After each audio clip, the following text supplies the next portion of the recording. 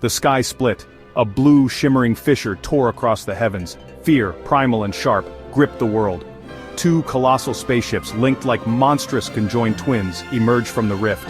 Their hulls, metallic skin shimmering with an otherworldly luminescence, reflected the horrified faces staring up from Earth. Whispers became screams. Cities, once bustling with life, froze, their concrete arteries clogged with fear-stricken souls. The news spread like wildfire, engulfing the globe in a blanket of terror. The Siamese had arrived. The ships, each larger than any skyscraper man had ever dared to build, began their descent. They moved with an eerie grace, their synchronized movements betraying an intelligence both alien and terrifying. Their arrival was not a visit, it was a judgment. Panic. It was a living, breathing entity consuming everything in its path. Governments scrambled, their carefully constructed systems crumbling in the face of unimaginable terror. Military forces, symbols of human might, seemed pitifully inadequate against the sheer scale of the alien vessels. Families huddled together seeking solace in their unity as the world outside fractured. Prayers, pleas for salvation rose from a million lips, a desperate chorus against the symphony of chaos. The internet, once a playground of information, became a breeding ground for fear and speculation. The Siamese ships, silent behemoths, cast long, ominous shadows across the planet. They were a constant, terrifying reminder of humanity's impending doom. Hope, once a beacon in the darkness, flickered precariously, threatened with extinction. Silence. An eerie, unsettling silence descended after the initial shock. It was the quiet before a storm, the pregnant pause before a death blow. Then, the sky erupted. The Siamese ships, their sleek surfaces splitting open, unleashed a torrent of devastating energy beams. Cities crumbled, vaporized in an instant. Mountains were reduced to smoldering craters. The oceans boiled, their once life-giving waters transformed into scalding steam. The attack was swift, brutal, and utterly merciless. Humanity, caught completely off guard, had no time to react. Their weapons were useless, their defenses pathetically inadequate. They were ants beneath the boots of a god. Desperate, the remnants of Earth's military forces launched a counterattack.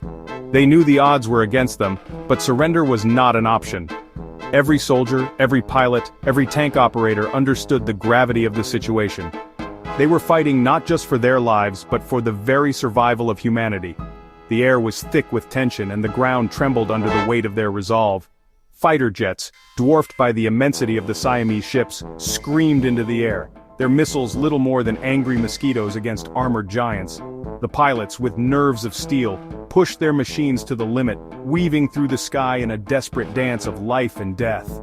Each missile launched was a prayer, a hope that somehow, against all odds, it would find a weak spot in the alien armor.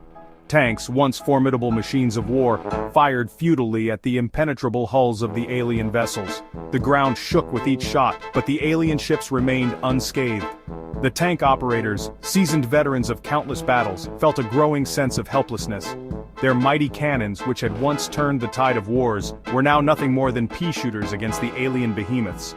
The Siamese, their technology eons ahead of anything humanity could muster, swatted aside these attacks with contemptuous ease.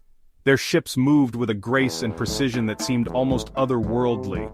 Every human attack was anticipated, countered, and rendered useless. It was as if the aliens were toying with them, showcasing their superiority in every possible way. Their weapons, precise and devastating, cut through human defenses like a hot knife through butter. Laser beams, plasma bolts, and other unimaginable forms of weaponry sliced through tanks, jets, and soldiers with terrifying efficiency. The battlefield was a scene of chaos and destruction, with human forces being decimated at every turn. The air reeked of burning metal and human despair. Smoke and fire filled the sky, casting an eerie glow over the battlefield. The once green fields were now a wasteland of twisted metal and charred remains. The cries of the wounded and the dying echoed through the air, a haunting reminder of the cost of this desperate struggle. But it was not just technology where humanity faltered. The sheer psychological impact of facing such an overwhelmingly superior foe took its toll. Soldiers who had once been the epitome of bravery and resilience found themselves questioning their chances of survival. The weight of hopelessness bore down on them, making every step, every action, a monumental effort.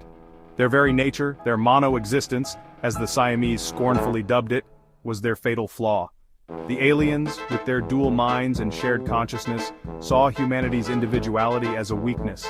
They could not comprehend the human spirit, the drive to fight against insurmountable odds, but they knew how to exploit the divisions and fears that came with it. They were alone, divided, while their enemies were two halves of a single, terrifying whole. The Siamese moved with a unity and purpose that was impossible for humans to match. Every action was coordinated, every move a part of a grand strategy. In contrast, humanity's efforts, though valiant, were fragmented and disjointed. It was a battle not just of technology, but of fundamental differences in existence. The end, when it came, was swift and absolute. The Siamese, their patience exhausted, unleashed a final, devastating wave of destruction. The Earth's crust fractured, continents shattered, and the oceans swallowed the remnants of human civilization. Billions perished in the blink of an eye. The lucky ones died instantly, vaporized by the unimaginable heat. The unlucky ones were left to choke on the ash-filled air, to witness the agonizing death throes of their planet. The screams of the dying, a symphony of pain and terror, echoed across the ravaged landscape. But there was no one left to hear them. Humanity, once a proud species that dared to reach for the stars, was no more. Section 6. The Great Conjunction. The Siamese ships, their task complete, retreated. They had come with a purpose, and now that it was fulfilled, they vanished into the vastness of space, leaving behind a world forever changed. They left behind a world scarred beyond recognition, a silent testament to their power. The once bustling cities were now mere shadows of their former selves, with alien remnants scattered across the desolate landscape. But their work was not yet done. In the cold, dark expanse of space, something was stirring, something that would change the fate of both worlds forever. From the depths of space, pulled by an invisible force, emerged another celestial body. It moved with a purpose, as if guided by an unseen hand, towards the scarred Earth. It was their planet, a twin to Earth in size and shape, yet so different in essence. This new world held secrets and mysteries that were yet to be uncovered. But where Earth was a vibrant blue and green, this world was a chilling silver and gray. Its surface shimmered with an eerie glow, reflecting the coldness of space. It was a world of duality where everything existed in pairs. Mountains mirrored each other, rivers flowed in perfect symmetry, and even the skies seemed to be a reflection of one another. Slowly, inexorably, the two planets drew closer. Their paths were set, and nothing could alter their course. The universe watched in silent anticipation. The gravitational forces at play were immense, warping the fabric of space-time. The very essence of reality seemed to bend and twist as the two celestial bodies approached each other. The remnants of Earth's atmosphere were ripped away, forming a swirling, ethereal bridge between the two worlds. This bridge was not just a physical connection, but a link between two destinies, forever intertwined. Section 7. Two Worlds, One Fate. The collision, when it came, was not the cataclysmic event one might expect. Instead, it was a slow, drawn-out merging, a celestial dance of destruction and rebirth. The two planets, once separated by vast gulfs of space, now embraced their fates intertwined. Mountains crumbled, their peaks merging to form monstrous, twisted ranges. Oceans churned, their waters blending into a single vast sea. The very air shimmered and crackled with the raw power of the cosmic event. From the ashes of the old world, a new one was born, a world forever changed, forever marked by the Siamese. A world where duality reigned supreme. Section 8. Reflections on Duality. The Siamese invasion was not just a physical conquest, it was a philosophical one. It wasn't merely about the domination of one species over another, but a profound challenge to the very essence of human identity and existence. The invasion brought with it a wave of existential questions, forcing humanity to look inward and question their own nature and purpose. It challenged the very core of human understanding, forcing them to confront the limitations of their singular existence. The concept of individuality, which had been the cornerstone of human civilization, was now under scrutiny. People began to ponder the true meaning of being one in a universe that seemed to favor duality. The Siamese, with their interconnected lives, their inherent duality, represented something beyond human comprehension. Their existence was a living testament to the power of unity and shared consciousness. Each action, each thought was a collective effort, a symphony of two minds working in perfect harmony. They were a reflection, a twisted mirror image of humanity's own yearning for connection. Yet this connection was not achieved through diversity or collaboration, but through an intrinsic bond that was both their greatest strength and their most profound limitation. But where humans sought unity through diversity, the Siamese had achieved it through absolute sameness.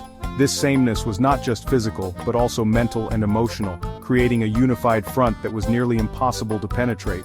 It was a stark contrast to the human way of life, where differences were celebrated and individuality was cherished. Their bond, their twin nature, was their strength, but it was also their prison. They could not exist independently, and this interdependence, while powerful, also made them vulnerable in ways humans could not fully understand. It was a paradox of strength and weakness, unity and confinement. In the end, the Siamese victory was not just a triumph of technology, but of ideology. Their way of life, their philosophy of duality, had proven superior in the face of human individuality. It was a victory that resonated on a deeper, more existential level, challenging the very fabric of human society. They proved that duality, in its purest form, was the ultimate evolutionary advantage.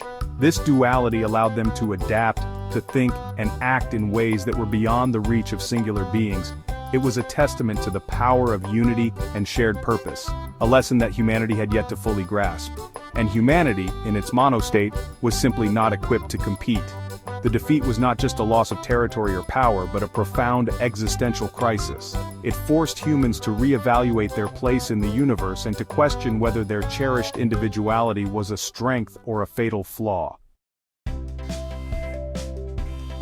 Section 9. A Universe of Twins. The merging of Earth and the Siamese twin planet was just the beginning. As the dust settled and the new world began to take shape, the Siamese looked to the stars. Their purpose was clear. They would spread their gospel of duality, bringing their unique brand of unity to a chaotic universe. The universe, they believed, was out of balance, too much individuality, not enough connection. They saw themselves as harbingers of a new order, a cosmic realignment where duality would reign supreme. And as their ships, those eerie, conjoined twins, disappeared into the vast emptiness, one question lingered. Would any civilization, mono or otherwise, be ready for them?